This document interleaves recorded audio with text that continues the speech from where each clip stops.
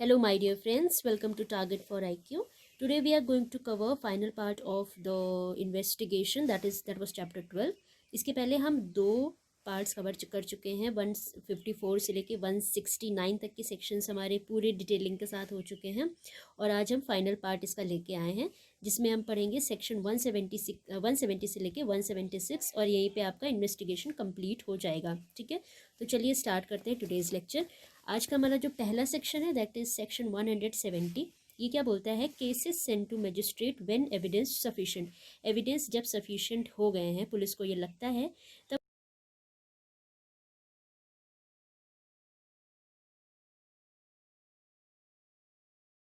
Police officer जो है वो इन्वेस्टिगेट करते हैं केस को, और जब उनको सफिशिएंट एविडेंस मिल जाता है या रीजनेबल ग्राउंड्स मिलते हैं जिससे उन्हें लगता है कि जिस ऑफेंस के से रिलेटेड इन्वेस्टिगेशन करने गए थे वो ऑफेंस इस्टेब्लिश हो रहा है, तब वो अपनी पुलिस रिपोर्ट बनाएंगे और उस पुलिस रिपोर्ट में इन सारी चीज़ों को मेंशन करेंगे। और उसके बाद क्या करेंगे? पुलिस रिपोर्ट के साथ साथ एक्यूज्ड को लेंगे और इसको फॉरवर्ड करेंगे मजिस्ट्रेट के पास। कौन से मजिस्ट्रेट के पास? वो मजिस्ट्रेट जो एम्पावर्ड है कॉग्निजेंस लेने के लिए अपॉन पुलिस रिपोर्ट। ठीक है, अब मजिस्ट्रेट के पास जब पुलिस रिपोर्ट और एक्यूज दोनों पहुंच जाते हैं तो मजिस्ट्रेट क्या करेगा? इसके पास दो रास्ते हैं। ये या तो केस को ट्राई करना शुरू कर देगा, और अगर उसे लगता है कि इसकी जुरिस्डिक्शन से बाहर है, इसकी जो कॉम्पिटेंसी है इसके बाहर ये केस जा रहा है, तो उसको वो कमिट कर देगा। और कमिटल कहाँ पे होता है? हमेशा कोर्ट ऑफ सेशन, ये ध्यान रखिएगा। और या फिर दूसरा रास्ता है उसके पास, क्या करेगा? अगर ऑफेंस बेलेबल है, ठीक है, तो जो अक्यूज्ड है उससे क्या बोलेगा कि भाई आप सिक्योरिटी फर्निश करो, और उसको सिक्योरिटी फर्निश करने के बाद मजिस्ट्रेट सिक्योरिटी लेगा और इसको बेल पे छोड़ देगा। ठीक है, सिक्योरिटी जो ले रहा है किस चीज़ के लिए ले रहा है? क्योंकि अभी तो एक्यूज्ड है ही, बेल तो राइट होता है, इस वजह से उसे मिल गया, लेकिन आगे केस तो चलेगा ही। तो जब भी मजिस्ट्रेट उनको बुलाएंगे अपियर होने के लिए, तब उसको कोर्ट में आना पड़ेगा, इस चीज़ की सिक्योरिटी उनसे ली जाएगी। ठीक है, तो इसलिए यहाँ पे दिया है for appearance and attendance of accused, ये सिक्योरिटी मजिस्ट्रेट उनसे लेगा। 170 का 2 देखो क्या बोलता है। जब पुलिस ऑफिसर इन्वेस्टिगेशन कर रहा था तो उस दौरान उसको कुछ वेपन्स या फिर आर्टिकल्स मिलते हैं। ठीक है, और अक्यूज जो था उसके अगेंस्ट चार्ज वगैरह सब कुछ फ्रेम हो जाता है। तो उसके बाद जो ये वेपन्स हैं और आर्टिकल्स हैं जो भी पुलिस ऑफिसर को मिले, इसको भी वो मजिस्ट्रेट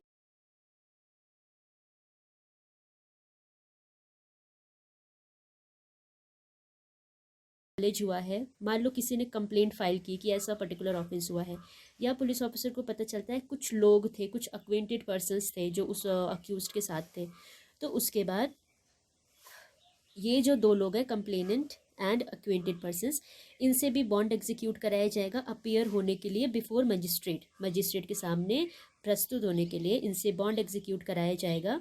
ठीक है, और ये सारी चीज़ें क्यों हो रही हैं? इसलिए हो रही हैं ताकि फर्दर हमको एविडेंसेस मिल सकें और उन एविडेंसेस के बेसिस पे हमें प्रोसिक्यूट करना है या फिर अक्विट करना है अक्यूज को। ठीक है, तो ये चीज़ थी। नाउ देखो 170 का जो 3 है, 170 के 3 में हमें बस इतना याद रखना है कि मैंशनिंग ऑफ सीजीएम का मेंशन अगर बॉन्ड में है तो वो कहाँ पे दिया है? तो वो दिया हुआ है 170 के 3 में। ठीक है, बस इतना ध्यान रखना, इससे ज़्यादा इंपॉर्टेंट नहीं है। बाकी देखो बेयर एक्ट की रीडिंग आप अपनी तरफ से ज़रूर से करके जाइए, ये तो बताने की ज़रूरत भी नहीं है, अब तो एग्ज़ाम भी पास में, इसलिए जितनी ज़्यादा हो सके उतनी ज़्यादा बेयर एक्ट रीडिंग करनी है। ठीक है, 170 का 4 देखो क्या बोलता है। जो ऑफिसर है, पुलिस ऑफिसर है, वो अपने प्रेजेंस में बॉन्ड को एग्जीक्यूट कराएगा। ठीक है, एक कॉपी बनवाएगा जिस कॉपी में भाई ये है कि बॉन्ड एग्जीक्यूट हो चुका है, सारी डिटेल्स मेंशन कर दी गई हैं। उसके बाद इसकी एक कॉपी लेगा, और ये कॉपी किसको दे रहा है? उस पर्सन को जिसने बॉन्ड एग्जीक्यूट किया है। और ये जो ओरिजिनल कॉपी है, इस ओरिजिनल कॉपी को अपनी रिपोर्ट के साथ ही साथ वो मजिस्ट्रेट के पास पहुंचा देगा। यानी ओरिजिनल कॉपी और जो पुलिस रिपोर्ट बनाई उसने, उन दोनों को मजिस्ट्रेट के पास पहुंचा देगा। और जो बॉन्ड एग्जीक्यूट करने का उसने अपने पास कॉपी रखी थी उसका जेरोक्स कराएगा, और एक कॉपी जिस पर्सन ने बॉन्ड एग्जीक्यूट किया उसको दे देगा। ठीक है, अब आता है सेक्शन 171। 171 क्या बोलता है? कंप्लेनेंट एंड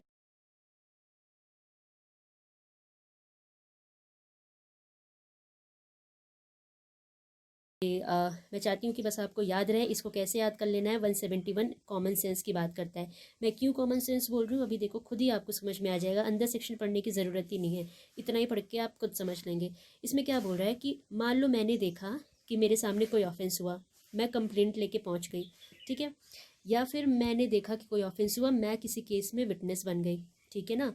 तो भाई अगर हम गवाही देने जा रहे हैं, पुलिस ऑफिसर के सामने गए चीज़ें बताने या मजिस्ट्रेट के सामने गए अपनी चीज़ों को बताने, तो क्या इस बेसिस पे हम कंप्लेनेंट हैं और विटनेस हैं, मजिस्ट्रेट या पुलिस ऑफिसर हमें अरेस्ट कर सकता है, डिटेन कर सकता है? बिल्कुल नहीं कर सकता है ना। तो यही चीज़ इसमें दी है, इसलिए मैंने बोला कॉमन सेंस की बात है। भैया हम तो आपकी हेल्प करने गए हैं और आपने हमें अरेस्ट कर लिया, तो ये तो पॉसिबल नहीं है। अगर ऐसा होगा तो ना कभी कोई कंप्लेंट करेगा और ना कभी कोई किसी केस में विटनेस बनना चाहेगा। यही चीज़ इसमें बताई गई है। इसमें क्या है कि कुछ कुछ प्रिविलेजेस दी गई हैं कंप्लेनेंट एंड विटनेसेस को। पहली चीज़ तो ये है कि जब वो कोर्ट जा रहे हैं या फिर उनको मजिस्ट्रेट के सामने जब भी ले जाया जा रहा है, तो पुलिस ऑफिसर उन्हें अकम्पनी नहीं करेगा। इसका मतलब ये इसलिए किया गया है ताकि पुलिस ऑफिसर क्या करते हैं ना, थ्रेट भी कर सकते हैं। कंप्लेनेंट को थ्रेट कर दिया, विटनेस को थ्रेट कर दिया, तो भाई पुलिस ऑफिसर उन्हें अकम्पनी नहीं करेंगे। उनको वहाँ तक पहुँचाने की रिस्पॉन्सिबिलिटी किसी और की है, यानी कोर्ट तक पहुँचाने की रिस्पॉन्सिबिलिटी किसी और को दे देंगे, बट पुलिस ऑफिसर को नहीं। स्पेशली जो इन्वेस्टिगेट कर रहा है केस को, वो तो बिल्कुल नहीं। रादर कोई भी पुलिस ऑफिसर साथ में नहीं होता। दूसरा, नो अननेसेसरी रेस्ट्रेंट। जो भी कंप्लेनेंट और विटनेस है, इसको अननेसेसरीली आप रेस्ट्रेन नहीं करोगे, इन्हें कोई इनकन्वीनियंस नहीं होनी चाहिए, कोई असुविधा नहीं होनी चाहिए। इसकी जिम्मेदारी पुलिस ऑफिसर की बनती है। और आप इनसे अपीयर होने के लिए कोई भी सिक्योरिटी नहीं लेंगे, सीधी सी बात है, याद रखना है। इन अपीयर होने के लिए इनसे कोई भी सिक्योरिटी नहीं लेंगे। इसमें एक एक्सेप्शन है, एक्सेप्शन ये है कि मजिस्ट्रेट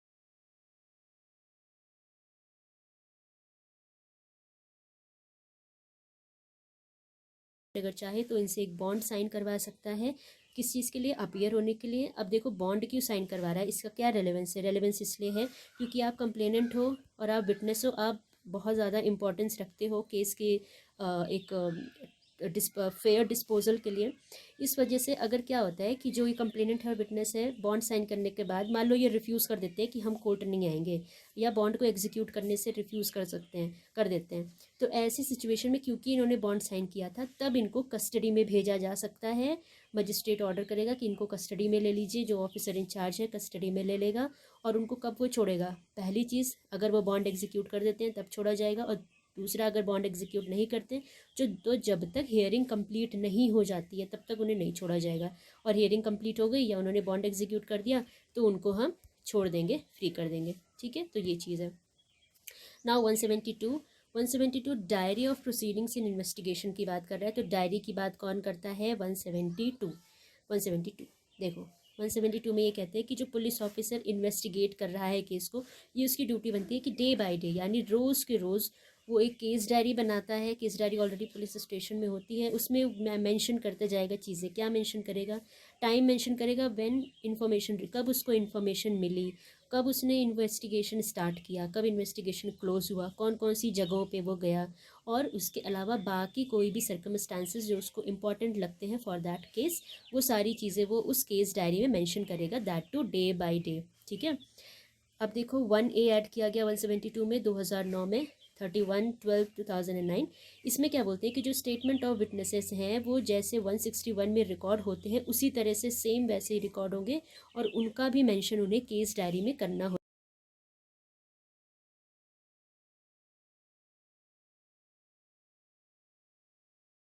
एविडेंसेस में यूज़ की जाएंगी, तो इसका स्ट्रेट फॉरवर्ड आंसर है नो। तो यूज़ कहाँ होगा इनका? यूज़ सिर्फ एक जगह है, इंक्वायरी और ट्रायल में हेल्प करने के लिए। यूज्ड इन एड यानी हेल्प करने के लिए यूज़ होंगी इंक्वायरी और ट्रायल में, बस, इसके अलावा उसका कोई भी यूज़ नहीं है। तीसरा देखो, ये बहुत इंपॉर्टेंट है। इसमें क्या लिखा है कि मान लो अक्यूज्ड है या उसके कुछ एजेंट्स हैं, अगर ये पुलिस ऑफिसर को बोलते हैं कि हमको केस डायरी देखनी है, ठीक है, इसमें आपने क्या क्या लिख रखा है हमारे बारे में, तो ये इनका कहीं से भी राइट नहीं बनता, वो केस डायरी नहीं देख सकते हैं।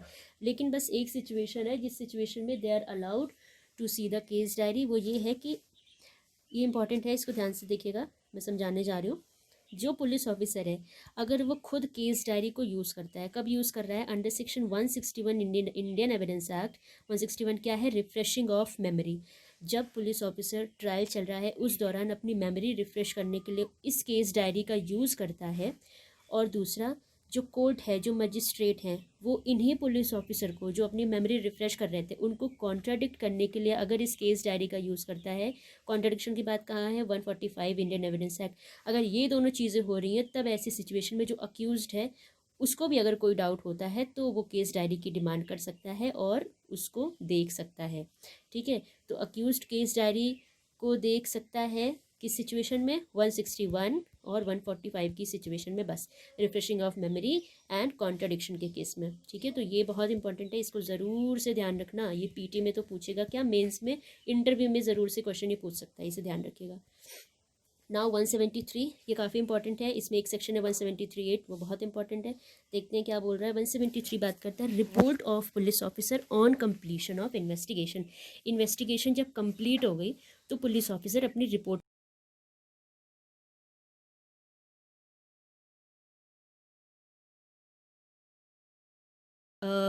कोई अननेसेसरी डिले किए, बिना वजह की डिले किए, जितनी जल्दी पॉसिबल हो उतनी जल्दी वो इन्वेस्टिगेशन को कंप्लीट करें। ये पुलिस ऑफिसर की ड्यूटी है। 1A इसमें ऐड किया गया था 2009 से। ये बताता है कि अगर कोई केस आया जहाँ पे रेप ऑफ चाइल्ड हुआ है तो ऐसे केसेस में जो टाइम ड्यूरेशन है that is of 3 months, 3 month के अंदर अंदर आपको केस का पूरा इन्वेस्टिगेशन कर लेना है।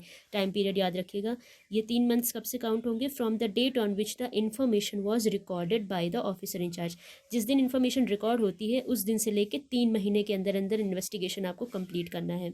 ठीक है, अब देखो इन्वेस्टिगेशन कंप्लीट हो गई तो जो ये ऑफिसर इंचार्ज है पुलिस स्टेशन का, वो फॉरवर्ड करेगा, यानी आगे बढ़ाएगा। क्या बढ़ाएगा, पुलिस रिपोर्ट, जो उसने पुलिस रिपोर्ट बनाई है वो जो मजिस्ट्रेट एम्पावर्ड है उनको फॉरवर्ड कर देगा। और इसका फॉर्म कैसा होगा, स्टेट गवर्नमेंट ने बता रखा है इसका form.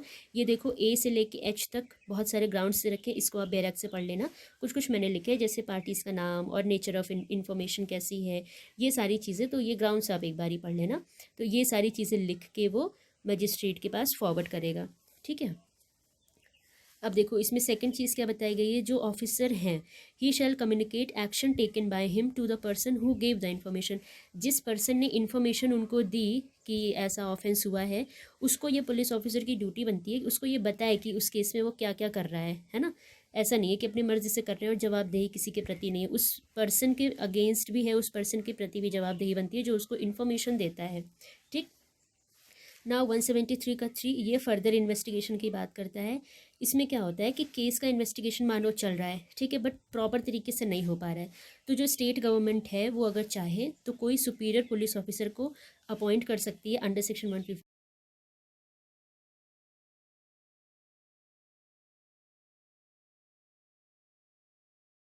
Superior officer of police है, पुलिस ऑफिसर है जिसको स्टेट गवर्नमेंट ने अपॉइंट किया है। ये रिपोर्ट बनाएगा और सबमिटेड बाय दैट ऑफिसर, और उसके बाद डायरेक्ट करेगा officer in charge of police station को क्या फर्दर इन्वेस्टिगेट करो। हम देखते हैं ना सीरियल्स में, हम देखे होंगे या फिर मूवीज़ में भी, कि कोई एक बड़ा अधिकारी आता है, उसके बाद वो अपनी रिपोर्ट बनाता है और फिर वो जो उसके नीचे सबॉर्डिनेट है उसको बोलता है कि देखो सही से इन्वेस्टिगेशन नहीं कर रहे हो तो सही से करो। वही चीज़ है यहाँ पे फर्दर इन्वेस्टिगेशन। नाउ देखो 173 का 4, ये क्या बोलता है कि जो अक्यूज्ड है उसको बॉन्ड पे छोड़ने की यहाँ पे बात करते हैं कि बॉन्ड साइन करा के अक्यूज्ड को हम रिलीज़ कर सकते हैं। ये कौन करेगा, मजिस्ट्रेट करेगा और ऑर्डर देगा इससे कि बॉन्ड का डिस्चार्ज कराया जाए, दैट्स इट। नाउ देखो ये एक बहुत इंपॉर्टेंट एक हमारा पार्ट है, दैट इज़ 173(8).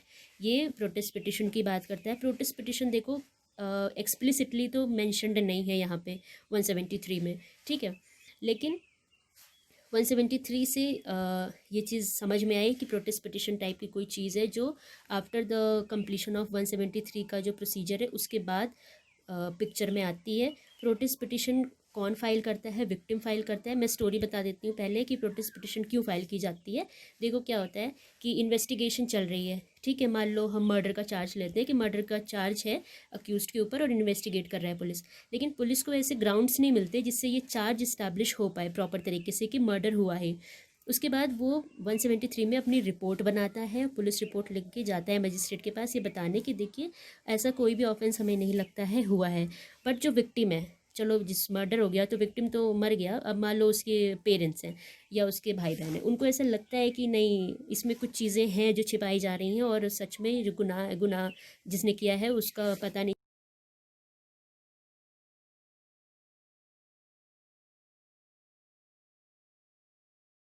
क्या करेंगे, वो 173(8) में जाएंगे और कोर्ट के पास प्रोटेस्ट पिटिशन फाइल करते हैं और इसमें ये बोलते हैं कि इन्वेस्टिगेशन प्रॉपर तरीके से नहीं हुआ है, इस वजह से काइंडली आप ऑर्डर करो कि फर्दर इन्वेस्टिगेशन कराया जाए ताकि जो एविडेंसेस नहीं मिले हैं वो एविडेंसेस मिले, है ना। तो ये समझो एक तरह से प्रिविलेज है जो किसको दी गई है, विक्टिम्स को दी गई है, ताकि जो जस्टिस है कहीं उनसे दूर ना रहे और उन्हें ज़रूर से ज़रूर न्याय मिले। तो अगर आपसे पूछता है कि प्रोटेस्ट पिटिशन कहाँ है, तो 173(8) और फर्दर इन्वेस्टिगेशन की भी बात 173(8) में की गई है। इसमें कुछ नहीं है, जब 173 के जो 2 है उसमें जो रिपोर्ट, फाइनल रिपोर्ट है जो पुलिस बनाती है अपनी फाइनल रिपोर्ट, वो मजिस्ट्रेट को जब भेजती है, तो उसके बाद जो officer in charge of the police station है उनको क्या होता है कि कुछ फर्दर एविडेंसेस मिल जाते हैं। कैसे, मान लो ओरली किसी ने आके बता दिया कि देखो ऐसा ऐसा छिपाया जा रहा है, ये सारी चीज़ें हैं उसमें, या कहीं डॉक्यूमेंट्री कोई मेल आ गया है ना, और या पोस्ट के थ्रू उनको कुछ पिक्चर्स भेज दी गई, तो उनको पुलिस रिपोर्ट लगाने के बाद ये सारी चीज़ें मिल जाती हैं। तो ऐसी सिचुएशन में वो फर्दर इन्वेस्टिगेशन ऑर्डर कर सकते हैं। और प्रोटेस्ट पिटिशन का तो मैंने बता ही दिया कि अगर ये ऐसा कुछ कर नहीं रहे हैं तो भाई जो विक्टिम है वो खुद भी कोर्ट जा सकता है और प्रोटेस्ट पिटिशन लगा सकता है। ठीक है, तो ये चीज़ थी। नाउ 174 क्या बोलता है, police to require and report on suicide etcetera. Suicide से भी आपको याद ही आ गया होगा, जैसे सुशांत ने सुसाइड कर लिया।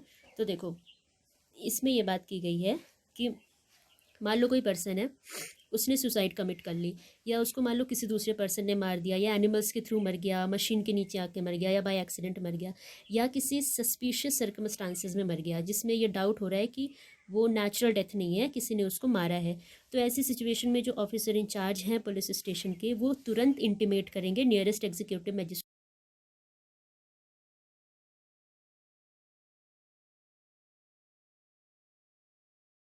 आते हैं और एग्जीक्यूटिव मजिस्ट्रेट जो नियरेस्ट होते हैं उनको इन्फॉर्म करते हैं। दूसरा, वो प्रोसीड करेंगे, उस प्लेस पे खुद जाएंगे जहाँ पे उसकी बॉडी है, वहाँ पे खुद जाते हैं। उसके साथ साथ वो अपने साथ 2 या उससे ज़्यादा जो नेबर के रिस्पेक्टेबल लोग हैं, है ना, नेबरहुड में रहते हैं, उनको अपने साथ रखेंगे। ये भी चीज़ मैंशनड है। और उसके बाद इन्वेस्टिगेशन करते हैं और रिपोर्ट बनाते हैं, है ना। अब क्या हो रहा है कि रिपोर्ट उन्होंने बनाई, तो जो ऑफिसर है, आई मीन जो ये पुलिस ऑफिसर है, ये उसमें साइन करेगा, खुद की साइन करता है, और जो ये 2 लोगों को ले गया उनकी साइन करवाता है, और अगर चाहे तो कुछ और लोगों की भी साइन करवा सकता है, और उसको ये फॉरवर्ड करेगा, तुरंत फॉरवर्ड करेगा डिस्ट्रिक्ट मजिस्ट्रेट और या जो एसडीएम है उनके पास।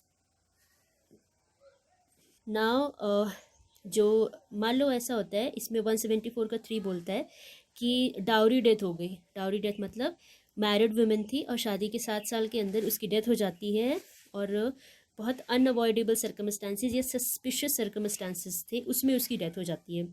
तब ऐसी सिचुएशन में क्या होगा, जो पुलिस ऑफिसर है वो उसकी बॉडी को तुरंत फॉरवर्ड करेगा एग्जामिनेशन के लिए to the nearest civil surgeon.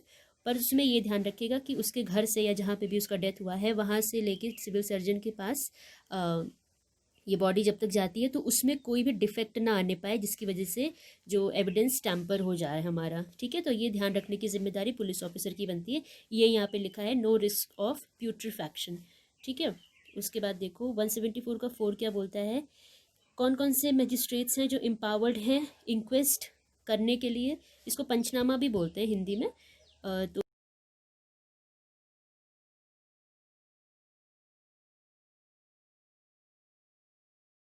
Magistrate empower करें। नाउ 175 बात करता है power to summon persons. Persons को बुलाने का जो पावर है उसके बारे में बात की जा रही है 175 में।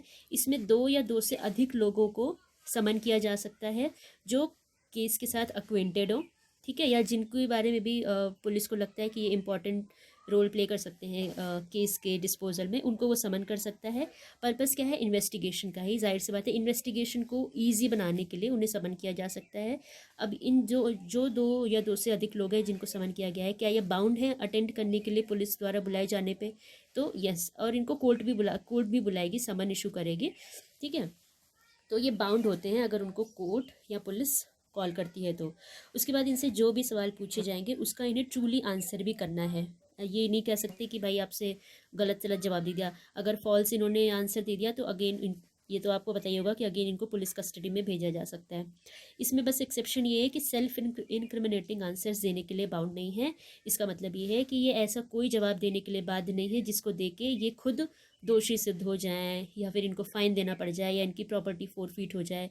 ठीक है, तो सेल्फ इनक्रिमिनेशन मतलब ये होता है कि कोई भी भाई ऐसा जवाब नहीं देंगे जिससे ऐसा लगे कि गुनाह तो इन्होंने ही कर रखा है, ऑफेंस तो इन्होंने किया है।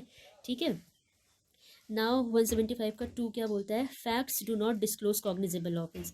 जो भी हमको एविडेंसेस मिले, ठीक है, देखो बहुत ध्यान से एविडेंसेस को देख रहे हैं ना, इससे नहीं ये पता चलता है कि जो भी फैक्ट्स हमारे पास हैं इससे कॉग्निजेबल ऑफेंस डिस्क्लोज नहीं हो रहा है, तो भी तो ऐसी सिचुएशन में ये जो पर्सनस हैं इन तब ये ज़रूरत नहीं रहेगी कि कोर्ट में आके अपनी अटेंडेंस दें। ठीक है, बस इतनी सी बात है। नाउ आज का हमारा लास्ट सेक्शन दैट इज़ 176। ये क्या बोलता है, inquiry by magistrate into cause of death.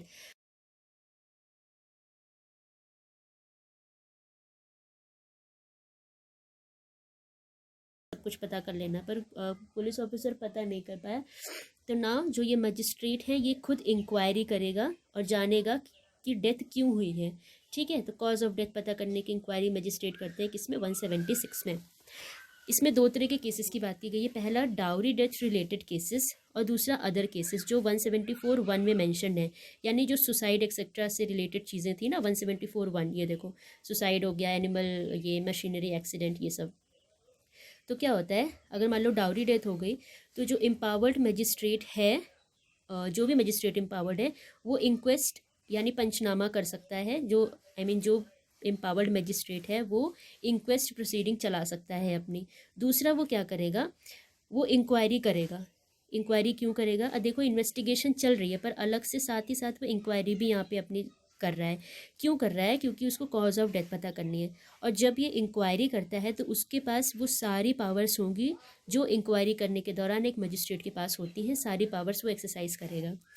ये तो थी डाउरी डेथ की बात। अब मान लो डाउरी डेथ के अलावा किसी दूसरे केस में डेथ हुई है, सुसाइड वाला ही ले लेते हैं, तो उसमें भी सारी सेम पावर्स इसके पास है, बस इसमें अंतर ये है कि यहाँ पे मैंडेटरी है ये मजिस्ट्रेट के ऊपर कि उसे करना ही करना है, और यहाँ पे डिस्क्रिशन हो जाता है मजिस्ट्रेट का कि अगर उसको सर्कमस्टांसेस ऐसे लगते हैं तभी करेगा। ठीक है,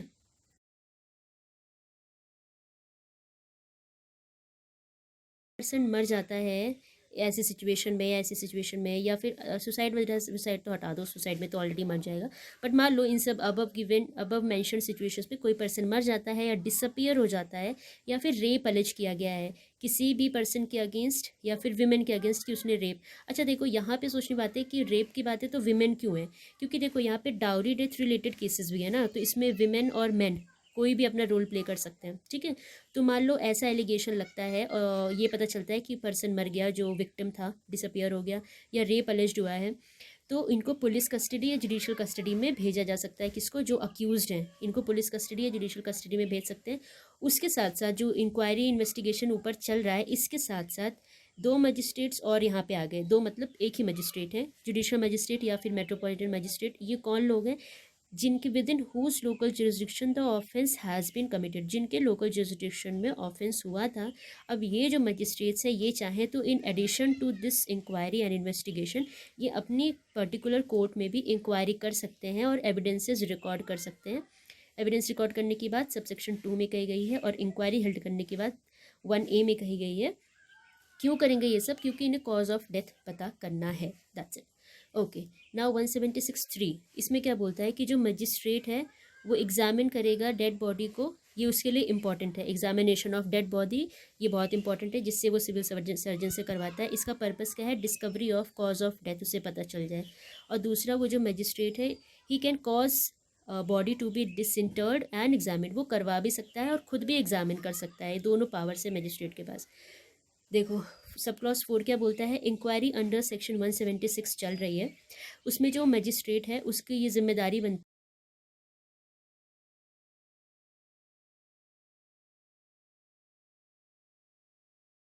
है। देखो क्लॉज 5 2005 से ऐड किया गया, इसमें ये बोला गया कि judicial magistrate, executive magistrate, metropolitan magistrate and police officer, इन सब लोगों की ड्यूटी बनती है कि 24 घंटे के अंदर, जब उसकी डेथ हुई उससे लेके 24 घंटे के अंदर अंदर वो डेड बॉडी को फॉरवर्ड करेंगे नियरेस्ट सिविल सर्जन के पास, किस लिए, एग्जामिनेशन के लिए।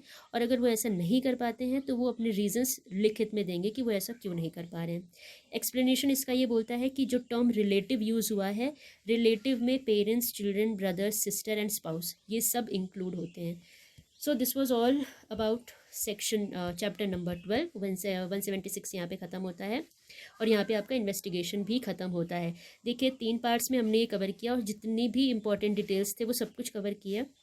आप एक बार ये तीनों वीडियोस देख लीजिए, 154 से 176 तक आप अपने शॉर्ट नोट्स बना लीजिए। एग्ज़ाम में क्वेश्चंस इससे ज़रूर आएंगे और आज आप मेहनत करेंगे तो कल जब आप एग्ज़ाम में बैठोगे तब आपको समझ में आ जाएगा कि यस, हमने मेहनत किया था और आज उसका फल हमें मिल रहा है।